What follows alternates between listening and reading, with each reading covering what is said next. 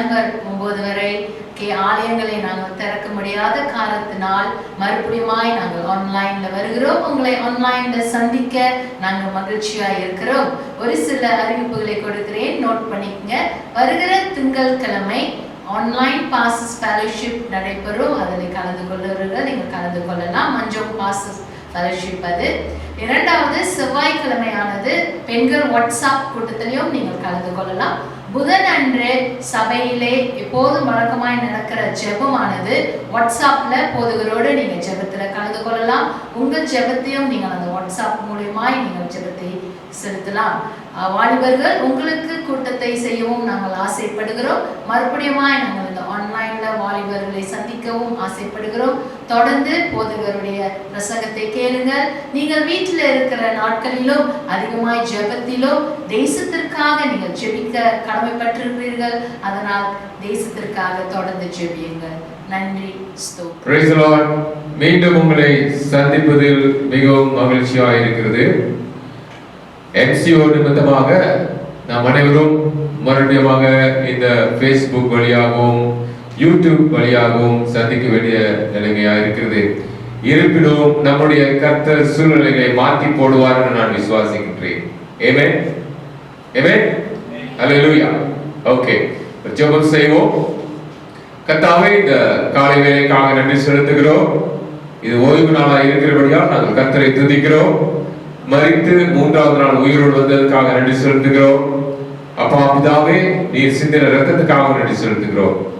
இப்பொழுது உங்களுடைய வார்த்தையை நாங்கள் பகிர்ந்து கொள்ளும் பொழுது அது ஆவியாக இருக்கு, அது ஜீவனாக இருக்கிறது, அது உயிருள்ளதாக இருக்கிறது, அது இருபுறமும் கருப்புள்ள பட்டயமாக இருக்கிறபடியா எங்கள் அனைவரையும் ஆசீர்வதிக்கும்படி ஜெபிக்கிறோம். இந்த வார்த்தையை எங்களை உற்சாகப்படுத்தும்படி ஜெபிக்கிறோம். துதி கன மகிமை உமக்கு இயேசு கிறிஸ்துவின் நாமத்திலே ஜெபிக்கிறோம் நல்ல பிதாவே. ஆமென். இன்றைக்கு என்னுடைய தலைப்பு லுக் டு ஜீசஸ், இயேசுவை நோக்கி பாருங்கள் என்று சொல்கிற ஒரு தலைப்பில் நான் உங்களோடு பேச போகின்றேன். இந்த வசனத்தை முதலாவது நான் உங்களுக்கு வாசித்து விடுகிறேன். அப்போஸ்தலர் 10வது அதிகாரத்துல 38வது வசனம் இப்படி சொல்கிறது: நசரேயனாகிய இயேசுவை தேவன் பரிசுத்த ஆவியினாலும் வல்லமையினாலும் அபிஷேகம் பண்ணினார். தேவன் அவருடனே கூட இருந்தபடியினாலே அவர் நன்மை செய்கிறவராயும் பிசாசின் வல்லமையில் அகப்பட்ட யாவரையும் குணமாக்குகிறவராயும் சுத்தி திரிந்தார். கர்த்தருக்கு ஸ்தோத்திரம். ஹல்லேலூயா. ஓகே, இந்த சம்பவத்தை பார்க்கும் பொழுது அப்போஸ்தலர் பேதுரு இயேசுவை குறித்து சாட்சி சொல்கிறார். அப்போஸ்தலர் பேதுரு ஒரு மனிதனை குறித்து பேச வேண்டும் என்று சொன்னால் அவர் இயேசுவை பற்றி தான் அதிகமாக பேசுவார். இயேசு செய்த காரியங்களை பற்றி தான் அதிகமாக பேசிக் கொண்டிருப்பார். நம்முடைய வாழ்க்கையில கூட யாரை பற்றி நாம் அதிகமாக பேசுகிறோம்? யாரை புகழ்ந்து பேசுவோம்? நாம் புகழ்ந்து பேச வேண்டியது இயேசு கிறிஸ்து தான், வேற யாரும் கிடையாது. அவர் நமக்கு ஒரு நல்ல மாதிரி. He is the best example that we have. அநேக நாம் என்ன செய்கிறோம்? இவங்க இப்படி செஞ்சிட்டாங்க, அவங்க அப்படி செஞ்சிட்டாங்க அப்படின்னு சொல்லிட்டு குறைகளை பார்த்து கொண்டு இருக்கிறோம். ஒரு மனிதனுடைய வாழ்க்கையில அவனுக்கு பிளஸ் பாயிண்ட் இருக்கும், மைனஸ் பாயிண்ட் இருக்கும். ஆனால் அடிக்கடி நம்ம என்ன செய்யறோம்? இந்த மைனஸ் பாயிண்ட் தான் பார்க்கிறோம். ஒரு மனிதன் அவன் 1000 நன்மைகள் செய்திருந்தாலும், ஒரு தப்பிதமோ ஒரு பிழையை செய்திருந்தாலும் ஜனங்கள் என்ன செய்வாங்கன்னு சொன்னா அந்த ஒரு தப்பிதத்தை தான் எடுத்து அதிகமாக சொல்லிக் கொண்டிருப்பார்கள். ஒரு வெள்ளை ஷர்ட்ல நீங்க பாத்தீங்கன்னா ஒரு கருப்பு புள்ளி விழுந்துச்சுன்னா அந்த வெள்ளை ஷர்ட் பூரா பார்க்க மாட்டாங்க, அந்த கருப்பு புள்ளி மேல தான் கண்கள் இருக்கும். அந்த மாதிரிதான் மனுஷனுடைய வாழ்க்கையா இருக்குது. ஆனால் இங்கு பேதுரு இயேசு கிறிஸ்துவை பத்தி நல்ல சாட்சி சொல்கிறத பார்க்கிறார். நசரேயனாகிய இயேசுவை தேவன் பரிசுத்த ஆவியினாலும் வல்லமையினாலும் அபிஷேகம் பண்ணினார். பரிசுத்த ஆவியினாலும் வல்லமையினாலும் அப்படி என்று சொல்லும் பொழுது இயேசு கிறிஸ்துவுக்கு பரிசுத்த ஆவியின் வல்லமை தேவையா இருந்தது. ஆமென். இயேசு கிறிஸ்துவுக்கு பரிசுத்த ஆவியின் வல்லமை தேவை என்று சொன்னால் சாதாரணமாக இருக்கிற மனுஷர்கள்னா எவ்வளவு தேவையாக இருக்கிறது என்று பார்க்கிறோம். சோ நான் வேதத்தை பார்க்கும் பொழுது இப்படி சொல்லுகிறார்களே, அப்ப வேதத்துல எவ்வளவு உண்மை இருக்கு என்று சொல்லும் பொழுது எனக்கு ஒரு நல்ல ஒரு அதிகாரம், அதாவது லூக்கா 4வது அதிகாரத்தை இயேசு கிறிஸ்துவின் வாழ்க்கை எப்படி இருந்தது என்று பார்க்க போகிறோம். இயேசு கிறிஸ்து என்ன செய்தார் என்று பார்க்க போகிறோம். அவருடைய ஊழியம் எப்படி ஆரம்பிச்சது என்று பார்க்க போகிறோம். லூக்கா 4வது அதிகாரத்தில் நாம் பார்க்கும் பொழுது முதல் வசனத்துல நாம் பார்க்கும் பொழுது அங்கே இயேசு கிறிஸ்து தன் ஊழியத்தை எப்படி ஆரம்பித்தார். How did he start? இந்த வசனம் 4:1 சொல்லுகிறது, இயேசு பரிசுத்த ஆவியினாலே நிறைந்தவராய், இயேசு பரிசுத்த ஆவியினால் நிறைந்தவராய் யோர்தானை விட்டு திரும்பி, இயேசு பரிசுத்த ஆவியினால் யோர்தானை விட்டு வந்தாராம். அப்படின்னு சொன்னா அவர் அபிஷேகம் பண்ணப்பட்டவர். அன்றைக்கு அவர் ஞானஸ்தானத்திலே அவர் இறங்கும் பொழுது, இறங்கி வெளியே வரும் பொழுது இங்கே வேதம் சொல்லுகிறது, இயேசு பரிசுத்த ஆவியினாலே நிறைந்தவராய் யோர்தானை விட்டு திரும்பி, அல்லேலூயா அப்படின்னு சொல்லும் பொழுது அவர் அங்க ஞானஸ்தானம் பெறும் பொழுது அபிஷேகம் பண்ணப்பட்டார், ஆவியிலே நிறைந்தவராக காணப்பட்டார். ஓகே, ஒரு பாத்திரம் தண்ணீர்ல நிரம்பி இருக்கு என்று சொல்லும் பொழுது அது என்ன அர்த்தம் என்று சொன்னால், அதற்குள்ளாக அந்த காலியான பாத்திரத்துக்குள்ளாக தண்ணீர் நிரம்பி இருக்குன்னு அர்த்தம். கரெக்ட்? சோ அதே போல இயேசு கிறிஸ்து ஆவியில நிரம்பி இருந்தார் சொன்னார், அந்த பாத்திரம் இயேசு கிறிஸ்து என்று சொல்லப்பட்ட அந்த பாத்திரம் பரிசுத்த ஆவியால் நிறைந்திருந்தார். அல்லேலூயா சொல்றீங்களா? அதே பரிசுத்த ஆவியில் தான் நாம் நிரம்பியிருக்க வேண்டியதாக இருக்குது. ஆக இயேசு கிறிஸ்து ஊழியத்தை ஆரம்பிக்கும் பொழுது ஆவியிலே நிரம்பியிருந்தார். அல்லேலூயா, கர்த்தருக்கு ஸ்தோத்திரம். அப்ப ஆவியை நிரம்பி ஆவியானவராலே வனாந்திரத்துக்கு கொண்டு போகப்பட்டார் என்று பார்க்கப்படுகிறது. அப்ப ஆவியானவர் வழிநடத்தலை பார்க்கிறோம். ஆவியானவர் நிரப்பினார், ஆவியானவர் வழி நடத்தினார், ஆவியானவர் நிரப்பினார், ஆவியானவர் இயேசு கிறிஸ்துவை வழி நடத்தினார் பார்க்கணும். ஓகே, இரண்டாவது வசனத்தை நான் வாசிக்கும் பொழுது நான் கொஞ்சம் ஆச்சரியப்பட்டேன். அடிக்கடி நம்ம நினைக்கிறோம் இயேசு கிறிஸ்து 40 நாள் உபவாசம் பண்ணினார் அப்படின்னு சொல்லிட்டு முடிச்சிடும். ஆனால் இங்கே நம்ம பார்க்கும் பொழுது அவர் உபவாசம் பண்ண மட்டுமல்ல, இந்த லூக்கா 4வது அதிகாரத்துல வசனம் 2ல பார்க்கும் பொழுது அவர் 40 நாள் எதற்காக போனார்? யாராவது சொல்ல முடியுமா? 4:2 என்ன சொல்லுகிறது? 40 நாள் பிசாசினால் சோதிக்கப்பட. அதாவது நல்லா பாருங்க, நல்லா கேளுங்க. அநேக முறை நாம் தெரியல பிசாசானவன் இந்த இயேசு கிறிஸ்துக்கு 3 சோதனை கொடுத்துட்டு முடிச்சுட்டு போயிட்டான். ஆனா இங்க பார்க்கும் பொழுது 40 நாளும் வனாந்திரத்துல அவர் சோதிக்கப்பட்டாராம் பிசாசினால. அங்க சோதிக்கப்பட்ட இயேசு 40 நாள் சோதனைக்குள்ளாக போனார். இன்றைக்கு சோதனை வரும் பொழுது நம்முடைய முகமெல்லாம் வாடி போகுது. இன்றைக்கு சோதனை வரும் பொழுது நாம் கிறிஸ்துவ வழிபாட்டை விட்டு விலகி போகிறோம். இன்றைக்கு சோதனை வரும் பொழுது நாம் ஆண்டவர் இடத்துல கேள்வி கேட்கிறோம், ஆண்டவர் இருக்கிறாரா இல்லையா அப்படின்னு சொல்லி. இன்றைக்கு பலவீனங்கள் வரும்பொழுது, பாடுகள் வரும்பொழுது நம்ம விட்டு போகிறோம். ஆனால் இயேசு கிறிஸ்து பிசாசானவனால் 40 நாள் சோதிக்கப்பட்டார் வனாந்திரத்துல. 1 நாள் 2 நாள் 40 நாள். அது மாத்திரமல்ல, ஆண்டவர் உபவாசம் எடுத்தார். உபவாசம் எடுத்து வருகிறார். வேதம் சொல்லுகிறது அவர் பசியோடு இருந்தார் என்று. பசியோடு இருக்கும் பொழுதுதான் முதல் சோதனை வருகிறதை பார்க்கிறோம். இந்த சோதனையெல்லாம் இயேசு கிறிஸ்து ஜெயித்தார். ஜெயித்த பிறகு நம்ம நினைக்கலாம், வனாந்திரத்துல பிசாசினால் சோதிக்கப்பட்டார், வனாந்திரத்துல உபவாசம் பண்ணினார், வனாந்திரத்துல ஆண்டவர் நெருங்கிறார் என்று. ஆனால் ஒரு அற்புதமான காரியம் 14வது வசனத்துல பார்க்கும் பொழுது, பின்பு இயேசு ஆவியானவருடைய பலத்தினால் கலிலேயாவுக்கு திரும்பினாராம்.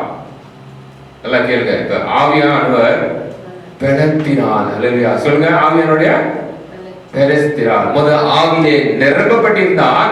முதல் வசனத்துல பார்த்தோம், ஆவியானவர்னால வழி நடத்தப்பட்டிருந்தார். இப்பொழுது ஆவியின் பலத்தினால் ஊழியத்தை ஆரம்பிக்க போகிறார். ஒரு அலையில சொல்றீங்களா? அப்ப நிரம்பி அந்த பரிசுத்த ஆவியானவர் நம்முடைய வாழ்க்கையில தேவை.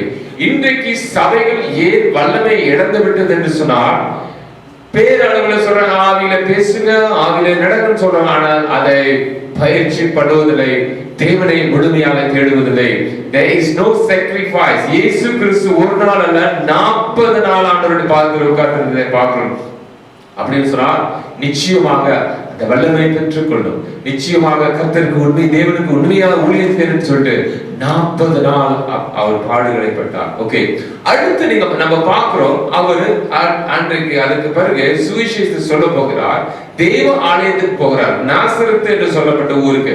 நாசரத்து அவர் வளர்ந்த ஊர். நாசரத்து அவர் வளர்ந்த ஊரு. அந்த ஊர்ல ஓகே, அந்த ஊருக்கு போகும்பொழுது அன்றைக்கு அவர் தேவ ஆலயத்துக்கு போகிறார். அங்க தேவ ஆலயத்துக்கு போகும்பொழுது அந்த தேவ ஆலயத்தில் வேத வசனத்தை வாசிக்கிறார்கள். அன்றைக்கு இயேசுவோட டேர்ன் இருந்துச்சு. அவர் வாசிக்க வேண்டியதாக இருந்துச்சு.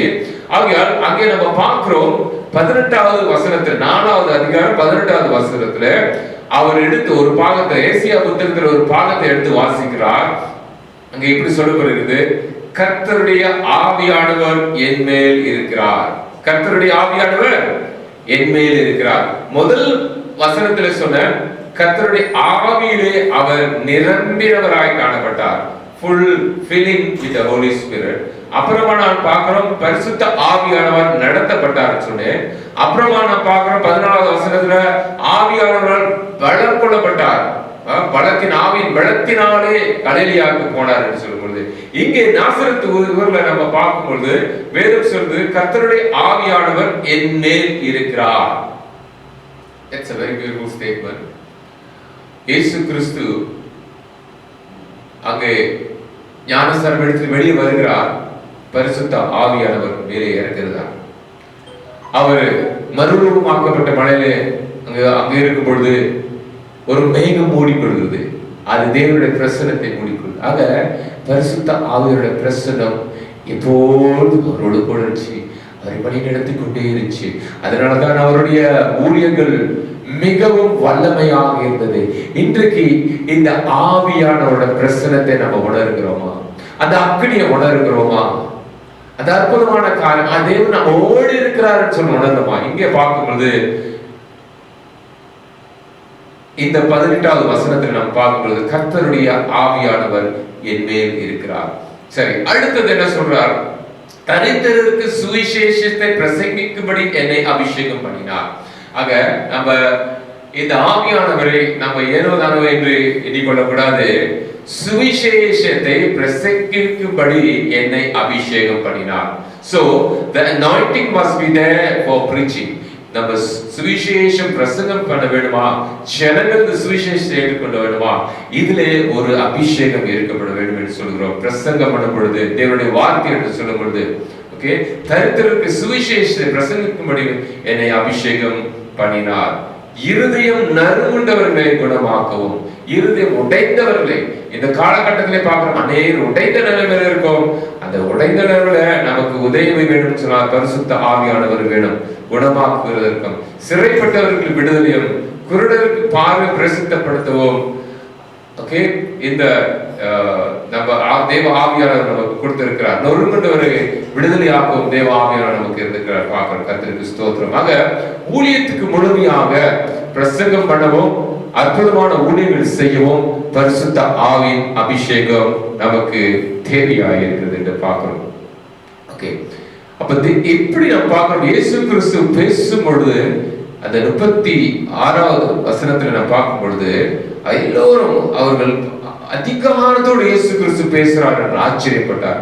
அப்ப இந்த பரிசுத்த ஆவியானவர் முழுமையாக நம்ம பெற்றுக்கொண்டு ஆவியில நடக்கும் பொழுது நம்முடைய கிரியைகள், நம்முடைய பேச்சு, நம்முடைய நடைமுறைகள், நம்முடைய வாழ்க்கை ஒரு அதிகாரத்துக்குரியதாக, கர்த்தர் கொடுக்கிற அதிகாரத்துக்குரியதாக இருக்கும். ஆமென் சொல்றீங்களா?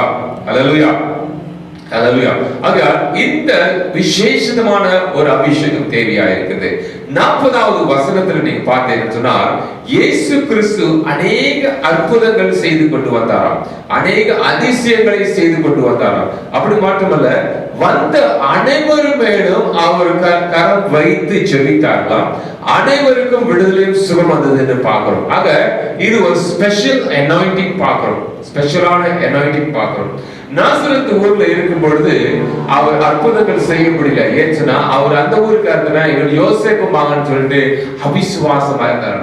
ஆனால் விசுவாசமா இருக்கிற இடத்துல, அபிஷேகம் இருக்கிற இடத்துல அங்க எல்லாரும் சுகமாகிறார்கள்.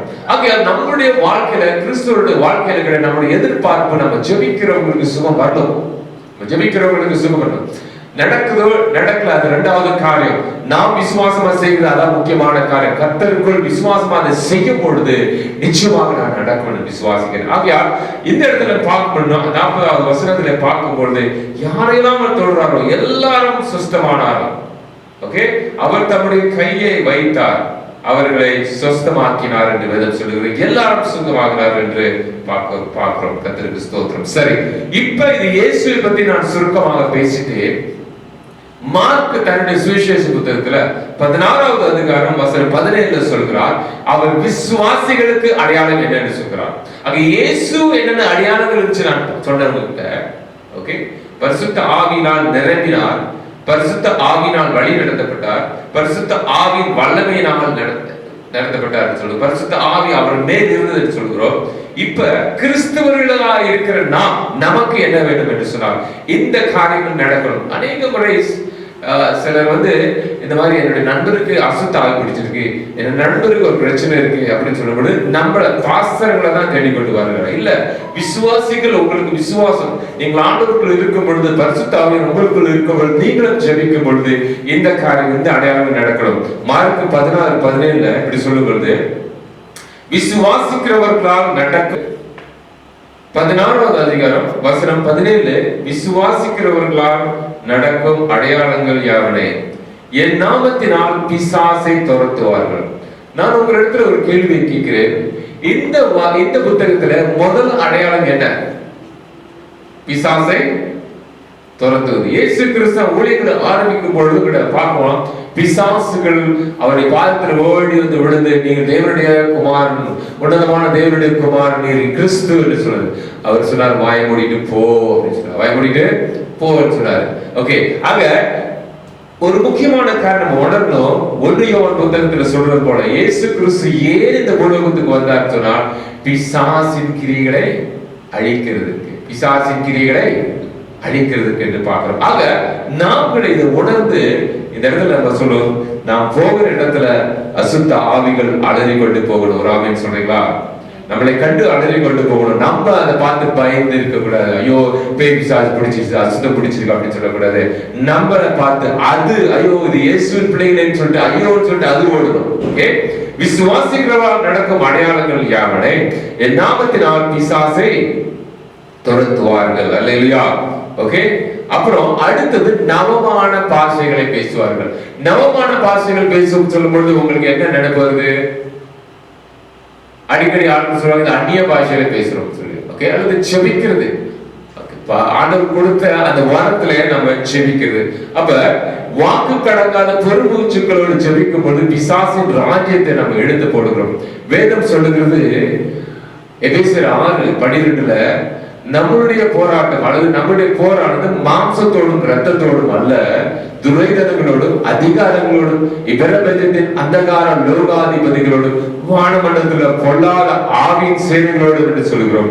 அப்புறம் நம்ம பார்க்கிறோம் 2 கொரிந்தியர் 10 நம்ம பார்க்கும் பொழுது நம்முடைய போராட்டங்கள் மாம்சத்துக்கு ஏற்றவர்கள் அரண்களை நிர்மூலமாக்குகிறது தேவபலமாயிருக்கு. அப்ப நம்முடைய கைகளை தேவனுடைய பிறந்து இருக்குது. ஆகிய அந்த 2 காரியங்களை பார்க்கிறோம்.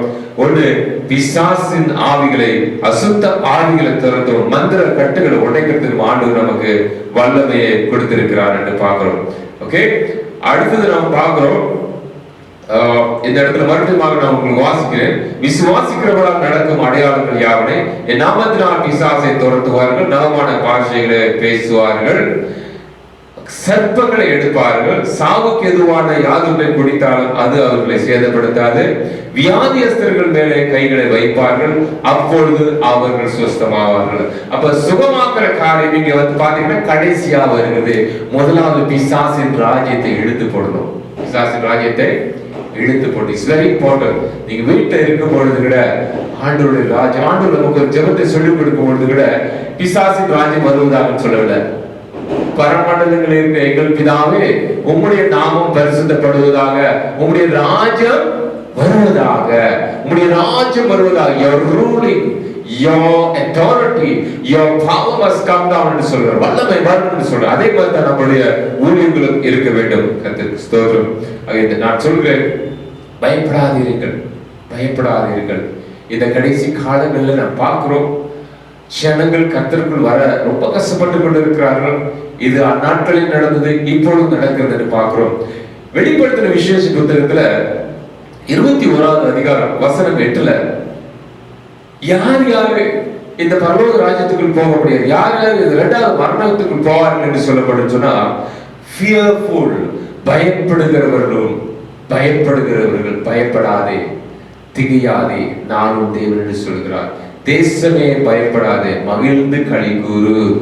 கர்த்தர் என்ன செய்வார்? பெரிய காரியங்களை செய்வார். நம் மத்தியில் இருக்கிற தேவன் பெரிய காரியங்கள் செய்வார் என்று சொல்லி யோவேல் 2:21 சொல்லப்படுகிறது. ஆக நாம் பார்க்கும்போது பயப்பட ஆவி நமக்குள் வரக்கூடாது.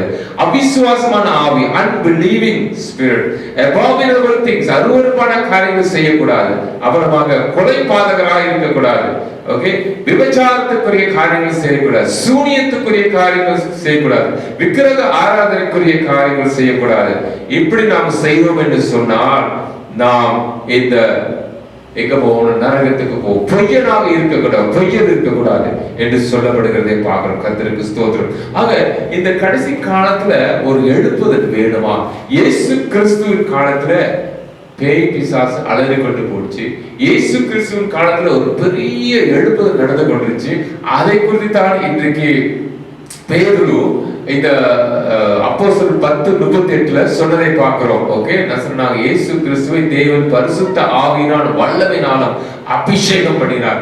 இந்த பரிசுத்த ஆவியும் இந்த வல்லமையும் எங்கே இந்த நூற்றாண்டில் நடக்குமா? நிச்சயமா நடக்கும். நான் நம்புகிறேன். ஒரு ஊழியக்காரனுடைய சாட்சியை குறித்து நான் உங்களோட சொல்ல போகிறேன்.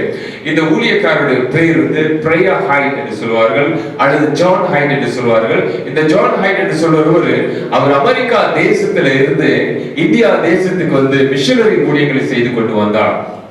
ஓகே, அவருடைய சாட்சி சொல்லும்போது அவர் தகப்பனார் ஒரு பிரெஸ்பிட்டீரியன் பாஸ்டரா இருந்தார், மினிஸ்டரா இருந்தார்.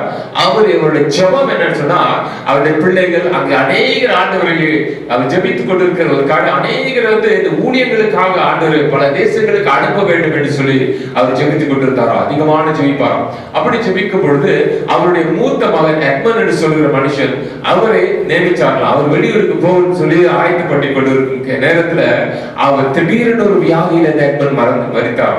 மரித்த பிறகு ஜான் ஹைட் தம்பியா இருக்கும் பொழுது அவருக்கு இது அதிகமாக தொட்டது. என் அண்ணனே போக முடியாத இடத்துக்கு நான் போகணும் அப்படின்னு சொல்லி இத பிரையா ஹைட் அதிகமாக செபித்து கொண்டிருக்கும் பொழுது அந்த இடத்துல அவர் அந்த பிரெஸ்பிட்டரியன் சர்ச்ல அவர் தேர்ந்தெடுத்து நீ இந்தியாவுக்கு போ என்று சொன்னார்களா. எங்க போ? இந்தியாவுக்கு போகணும்.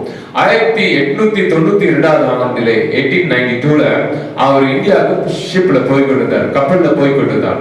கப்பல்ல போய்கொண்டிருக்கும் பொழுது ஒரு கடிதத்தை பார்த்து அவரோட நண்பர் ஒரு லெட்டர் எழுதி தரான். அவர் சொன்னாரா, I will not cease praying for you until you receive the Holy Spirit. நீ பரிசுத்த ஆவியை பெற்றுக்கொள்ளும் வரை உனக்காக நான் ஜெபிப்பேன் என்று சொன்னாராம். அவருக்கு மிகவும் கோபம் வந்துச்சு. என்ன அந்த சகோதரன் சொல்றேன், இப்பதான் நான் ஒரு கிறிஸ்தவனா இருக்கிறேன்னு, நான் தான் ஊழியத்துக்கு போறேன், நான் எப்படி பரிசுத்தமா இல்லைன்னு சொல்ல முடியும்னு சொல்லி படகுல உட்கார்ந்துருந்தான். ஆனால் பரிசுத்த ஆவியான அவரோடு போராட்டம் செய்யும் பொழுது ஆண்டவரிடத்துல ஜெபித்து ஆண்டவரே இந்த கேள்விக்கு ஒரு பதில் வர வேண்டும் சொன்ன பிறகு அவர் ஆவியிலே நிரம்பினார். அவர் ஆவியிலே நிரம்பினதுனால இந்தியாவுக்கு போன பிறகு அவர் ஆவியை அதிகமாக ஜெபிக்க துவங்கினார். அவங்க ஸ்தாபனம் என்ன சொல்ல அதை சொல்லி கேட்கலையா, ஆண்டவர் என்ன சொல்றாரு அதை கேட்க துவங்கினார். ஒரு பெரிய மாறுதல் அன்னைக்கு வந்தது. பரிசுத்த ஆவியில அவரு நிரம்பினதுனால பெரிய ஒரு மாறுதல் அவருடைய வாழ்க்கையில வந்ததுன்னு பார்க்கணும். சரி, அப்ப இந்தியாவில் ஒரு பெரிய எழுப்புதல் வர வேண்டும் என்று சொல்லி அவர் அதிகமாக ஜெபிக்க துவங்கினார். இந்தியாவில் ஒரு பெரிய எழுப்புதல் வர வேண்டும் என்று சொல்லி அவரு அதிகமாக ஜெபித்துக் கொண்டிருந்தார். இந்தியாவில் ஒரு பெரிய எழுப்புதல் வேணும். அப்ப ஒரு ஜெபம் செய்தாராம். இவரை குறித்து பேசும் பொழுதெல்லாம் இந்த ஜெபத்தை நிச்சயமாக ஆட்கள் பேசுவார். Give me souls or I die. Give me souls or I die. அப்படின்னா ஆண்டவரே ஆத்மா கொடுங்கள், இல்லாவிட்டால் நான் சாவேன் அப்படின்னு சொன்னார். ஆத்மா கொடுங்கள், if not I will die அப்படின்னு சொல்லிட்டு அவர் ஜெபம் ஆயிடுச்சு. ஆக என்ன செய்தார் சொன்னா, கன்வென்ஷன் நடத்த துவங்கினார். இந்தியா முழுவதுமாக கன்வென்ஷன் கூப்பிட்டார். இந்த கன்வென்ஷன் வருவதற்கு முன்பாக 30 நாள் ஜெபித்தார். அந்த கன்வென்ஷன் வருகிற அந்த நாட்கள்ல கூட இன்னும் ஜெப தேவை என்று சொல்லிட்டு என்ன செஞ்சாரு, 2 கூடாரம் போட்டு பெண்கள் ஒரு பக்கமும் ஆண்கள் ஒரு பக்கமும் இந்த கூடாரத்தை ஜெபிக்கணுமா, இப்படி ஜெபித்து கொண்டிருந்தாங்கன்னா அங்க ஜெபிக்க இன்றைக்கு பாகிஸ்தான் என்று சொல்லப்பட்ட அந்த சிவர்கோட் என்று சொல்லப்பட்ட இடங்களிலே பயங்கரமான எழுப்புதல் வந்ததாம். அப்ப அவருடைய ஜெபம் எப்படி இருக்குன்னு சொன்னாங்கன்னா, ஆண்டவரே ஒரு நாள் ஒரு ஆத்மா கூட சொல்லி ஜெபித்தார். ஒரு நாள் ஒரு ஆத்மா கூட சொல்லி ஜெபிக்கும் பொழுது ஆண்டவர் ஒரு ஆத்மா கொடுத்தார். ஆக என்ன செய்தார்னா, மறுநாள் ஜெபிச்சார், ஆண்டவரே எனக்கு 2 ஆத்மா கொடுன்னு சொல்லி ஜெபிச்சார். அது 2 ஆத்மா சொன்ன உடனே ஆண்டவர் எனக்கு 4 ஆத்மா வந்த பிறகு ஆண்டவர் எனக்கு 8 ஆத்மா கொடுன்னு சொல்லி ஜெபிக்க துவங்கினாராம். இன்றைக்கு அந்த பேசிக் அடிப்படை காரணம் ஏன் ஆத்மா வரலன்னு சொன்னா, நாம் இதை உணராம போயிட்டோம். என்ன உணரலன்னு சொன்னா, தேவன் பரிசுத்தரா இருக்கிறார், நாம் பரிசுத்த ஆவியை நிரம்பி செபிக்கணும். தேவன் உண்மை உள்ளவரா இருக்கிறார், நாம் உண்மை உள்ளவரா இருக்கணும். அந்த உதாரணத்தை விட்டு நம்ம ஏனோ தானோ என்று வாழ்ந்து கொண்டு இருக்கிறோம். நமக்கு எல்லாம் ஒரு ஆர்வம் இருக்கு, இன்ட்ரெஸ்ட் இருக்கு, ஆத்மா வேணும்னு சொல்லிட்டு. ஆனால் அந்த பாரம் இல்லை. we do not sacrifice, அர்ப்பணிக்க நம்மளால் முடியவில்லை. அவர் எப்படி ஜெபிப்பாரா, ஒரு பக்கமா உளுந்து ஜெபிப்பாராம், முழக்குப்புறம் உளுந்து பல மணி நேரங்களாக ஜெபிப்பார், ஜெபிச்சு கொண்டே இருப்பார். பல மணி நேரம் சாப்பிடாமல், பல நாட்களாக சாப்பிடாமலே ஜெபித்துக் கொண்டு இருப்பார், தண்ணீர் இல்லாமல் ஜெபித்துக் கொண்டு இருப்பார். அப்படி அவரு ஜெபிப்பார். ஜெபிக்க அந்த கூடாரத்துல யாரெல்லாம் வராங்களோ அவங்க அந்த கூடாரத்துல வரும்போது கையை வைத்து ஜெபிச்சுக்கிட்டே இருப்பாராம். they will feel a conviction, பாவத்தை குறித்து கண்டித்து உணர்த்தப்பட்டு அவர்கள் மாறுவார்களாம். ஓகே, சோ அப்போ அங்கமிங்கமா ஊழியர்கள் செய்யலாம். அந்த இடத்துக்கு வந்தவர்கள்லாம் ஆவியில நிரப்புவார்களாம், அவர்கள் அந்நிய பாஷையில பேசுவார்களாம், சிரிப்பார்களாம், மிக மகிழ்ச்சியோடு அப்படி ஆடி கொண்டிருப்பாங்க. அவ்வளவு ஒரு அபிஷேகம் இருக்குமா. ஓகே, அங்க அவரு ஆக்சுவலி 46 வயசுல செத்துட்டாரு. 1912 அவர் செத்துட்டாரு. அவர் செத்த பிறகு அவருடைய உடலுக்கு பார்க்கும் பொழுது நமக்கு எல்லாம் இந்த இருதயமானது இடதுக்கு பக்கம் இருக்கும், லெஃப்ட் சைட்ல இருக்கும். அவருடைய இருதயமானது லெஃப்ட்ல இருந்து ரைட்டுக்கு போயிடுச்சு. ஏன்னு சொன்னா அவர் அப்படி படுத்து ஒரு பக்கமாக படுத்து ஜெபிப்பாராம், உருண்டு ஜெபிப்பாராம். அந்த ப்ரோசஸ்ல அந்த இருதயமானது வேற பக்கமா மாறிடுச்சான், ரைட் பக்கமா மாறிடுச்சான். அப்ப ஆட்கள் சொல்றாங்க என்னதுன்னா, he changed the heart of God. ஹalleluya. அவருடைய இருதயம் அந்த பொசிஷன் மாறினது மாத்திரம் இல்ல, ஆண்டவருடைய இருதயத்தை மாத்தினாராம் இந்த மனுஷன். ஹalleluya, ஹalleluya. அதே போல இன்னைக்கு அந்த வாஞ்சை நமக்குள்ள இருக்கணும், பெரிய வாஞ்சை இருக்கணும். பரிசுத்த ஆவியினால நிரம்பணும். பரிசுத்த ஆவியினால நம்ம பல மணி நேரம் ஆண்டவருடைய பாதத்தில் உட்கார்ந்து ஜெபிக்கிறோம். இப்படி ஜெபிக்காவிட்டால் இந்த கடைசி காலங்களை எழுப்பது வர போறதில்லை. நோவாவின் காலத்திலே பார்த்ததுதான் நாம பார்க்க போகிறோம். வெளிப்படுத்தின விசேஷ புத்தகத்தை சொல்றது போல அதிகமாக பாவம் அதிகரிக்கும், அதிகமான வேஷித்தனமான காரியங்கள் நடக்கிறத நம்ம பார்க்க போறோம். ஒரு மாதிரி வர போறதில்லை. கிறிஸ்தவர்களாக இருக்கிற நாம் இந்த சமுதாயத்துக்கு ஒரு வித்தியாசத்தை உண்டாக்கணும். இந்த சமுதாயத்தை மாற்றுகிறவர்களா இருக்கணும். ஹல்லேலூயா. இந்த உலகத்தை தலைக்கிற மாற்றுகிறவர்களாக இருக்கணும். ஆகையால் நாம் எதற்காக இன்னும் உட்கார்ந்து கொண்டிருக்கோம்? இன்னும் தேவனுடைய பாதத்தில் அர்ப்பணித்து அதிகமாக ஜெபிக்க வேண்டும். இன்னும் அதிகமாக அந்நிய பாஷையை ஜெபிக்க வேண்டும். இன்னும் அதிகமாக உபவாசித்து ஜெபிக்க வேண்டும். இன்னும் அவரோடு நெருங்க வேண்டும். ஹல்லேலூயா. இந்த உலகத்தின் காரியங்கள் முக்கியமல்ல. ஏனென்று சொன்னால் ஆண்டவர் சொல்கிறார், ஒரு மனிதன் இந்த உலகம் முழுவதும் ஆதாயப்படுத்திக் கொண்டாலும் தன் ஆத்மா அழிந்து போனால் அது என்ன லாபம் என்று கேட்கிறார். What does it profit a man if he gains the whole world and yet he loses his soul? அன்பான சகோதர சகோதரி, வீட்டில் ஜெபத்தை கேட்டுக்கொண்டிருக்கலாம். தயவு செய்து பல மணி நேரங்கள் அல்லது குறிப்பிட்ட நேரம் எடுத்து தயவு செய்து ஜெபியுங்கள். இந்த கோவிட் காலத்துல பெரிய அற்புதமான காரியங்களை கர்த்தர் செய்வார், உங்கள் மூலியமா செய்வார். இந்த நாட்டின் சூழ்நிலையை கர்த்தர் சீக்கிரமாக மாற்றுவார். விசுவாசிங்கள். எதற்காக? நம்மளுடைய தேவன் செத்து போன கடவுள் கிடையாது. இன்னைக்கு பார்க்கும் பொழுது எதுவுமே நடக்கலன்னு நினைக்கிறோம்.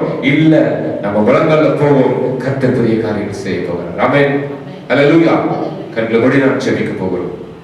அன்பின் தகப்பனே, நம்ம வணங்குற தேவன் சாதாரண ஒரு தேவன் கிடையாது.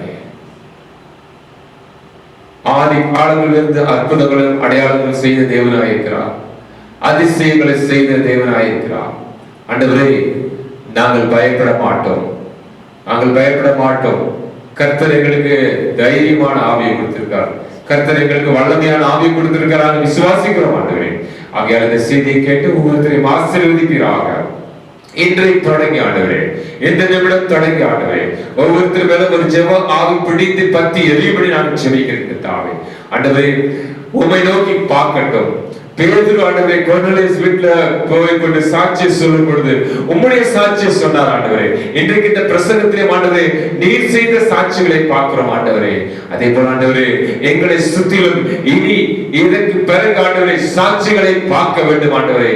எவ்விதமான சாட்சி என்று சொன்னால், தேவன் எதை செய்தார் என்று, இயேசு கிறிஸ்து எங்களுடைய வாழ்க்கையில் என்ன செய்தார் என்று, இயேசு கிறிஸ்து எங்களுடைய சமுதாயத்தில் என்ன செய்தார், இயேசு கிறிஸ்து எங்களுடைய அண்டை வீட்டார் மத்தியில் என்ன செய்தார், இயேசு கிறிஸ்து எங்களுடைய வாழ்க்கையில் என்ன செய்தார் என்று சாட்சியின் மேல் சாட்சி பகர வேண்டும் ஆண்டவரே. அப்படிப்பட்ட ஒரு வாழ்க்கை ஒவ்வொரு சபையினருக்கு கொடுக்கப்பட ஜெபிக்கிறோம். இந்த வீடியோ பார்க்கிற ஒவ்வொரு பிள்ளைகளுக்கும் வரும்படி ஜெபிக்கிறோம். பரிசுத்த ஆவியினாலும் வல்லமையினாலும் அபிஷேகம், துதி, கன, மகிமை உமக்கு எடுக்கிறோம் ஆண்டவரே. உடைய பிள்ளைகளுடைய தேவை எதுவோ அதை நீ சந்திக்க வல்லவராய் இருக்கிறேன். தேசமே பயப்படாதே, மகிழ்ந்து களி கூறு. கர்த்தர் பெரிய காரியங்களை செய்வார். அந்த பெரிய காரியங்களை இன்னும் செய்யட்டும், இனியும் செய்து கொண்டு வரும்படி நாங்கள் ஜெபிக்கிறோம். ஆசீர்வதிப்பீராக.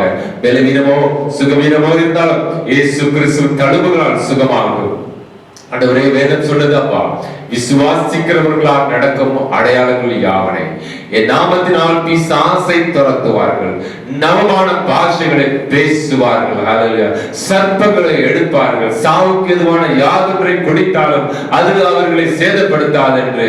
ஆண்டவரே, வியாதியஸ்தர்கள் மேலே கைகளை வைப்பார்கள், அப்போது அவர் சுஸ்தமாவார்கள் சொன்னபோல இன்றைக்கு ஆண்டவரே சுஸ்தமாகும்படி ஜெபிக்கிறேன். இந்த ஜெபத்தின் நிமித்தமாக அநேக சுகமாகும்படி ஜெபிக்கிறோம். ஒவ்வொருத்தரையும் ஆசீர்வதிக்கிறாக. துதி, கன, மகிமை உமக்கு இயேசு கிறிஸ்துவின் நாமத்திலே ஜெபிக்கிறேன் நல்ல பிதாவே. ஆமென். ஆமென். என் ஆத்துமாவே கர்த்தரை ஸ்தோத்திரி, என் முழு உள்ளமே பரிசுத்த நாமத்தை ஸ்தோத்திரி. என் ஆத்துமாவே கர்த்தரை ஸ்தோத்திரி, கர்த்தர் செய்த சகல உபகாரங்களை மறவாதே. ஆமென். நம்முடைய கர்த்தராகிய இயேசு கிறிஸ்துவின் கிருபையும் பிதாவின் அன்பும் பரிசுத்த ஆவியாருடைய ஐக்கியமும் சமாதானமும் நம் அனைவரோடு என்றும் இருப்பதாக. ஆமென். ஆமென். ஹல்லேலூயா. இயேசுவே ஆசீர்வாதம் தந்தவரே. ஹல்லேலூயா, ஹல்லேலூயா, ஹல்லேலூயா. ஆமென். ஹல்லேலூயா. இயேசுவே உயிரோடு எழுந்தவரே. ஹல்லேலூயா, ஹல்லேலூயா, ஹல்லேலூயா. ஆமென். ஹல்லேலூயா, ஹல்லேலூயா, ஹல்லேலூயா. கர்த்தர் உங்களை ஆசீர்வதிப்பாராக. ஆமென். நல்லவர், நல்லவர், நீர் என்றும் நல்லவர், அன்பிலே சிறந்தவர், உம்மை போல யாரும் இல்லை. ஜோதியே, ஜோதியே, இருள் சூழும் நேரத்தில் நம்பிக்கை, நம்பிக்கை, இக்கட்டின் நேரத்தில்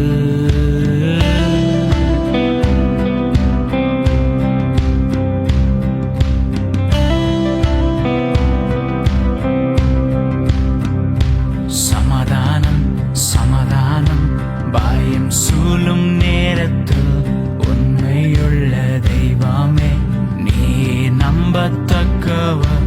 சந்தோஷம், சந்தோஷம், உம்மை துதிக்கையிலே என் ஜீவன் நீதானே.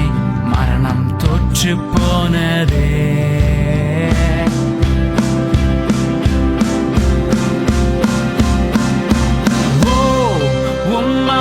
சாய்ந்திடுவேன், உம் மார்பில் சாய்ந்திடுவேன். உம் அளவற்ற அன்பு எப்போதும் போதுமே.